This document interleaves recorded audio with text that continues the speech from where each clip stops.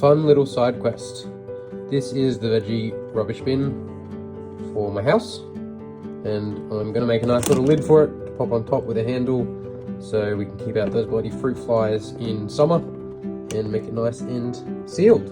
All of this area was uneven and bumpy because it's broken plastic, so as you can see the fresh cuts.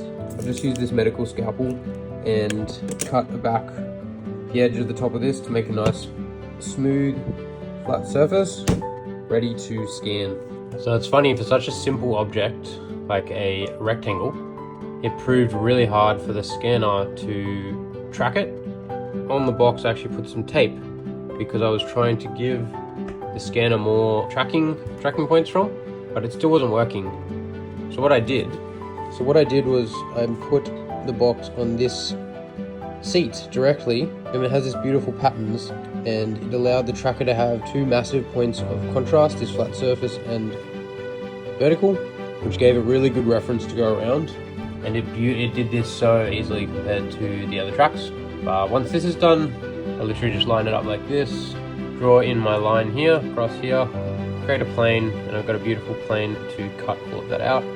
Quick apply, processes, and I have a perfect box to get an exact measurement off. I did do 2 scans, so I may as well align them. Not really necessary, but I've done it anyway. Apply and exit, turn that off. And there we go. We've got the measurements we need to make a cool little lid and handle. Another interesting insight I've just learned is if you look at this box, you can see it is completely straight. If you look at this box, you can see across this top it is completely straight. But on the scan model, it has all these jagged bits as if part of the mesh, but it wasn't capturing it properly, but it's actually this straight line here. That's the top of the object. So keeping that in mind for all future scans, that there's a little bit of nothingness that is created above the actual edge, as to not accidentally move my measurements to the edge of that scrappiness, rather place it on the solid line that is shown.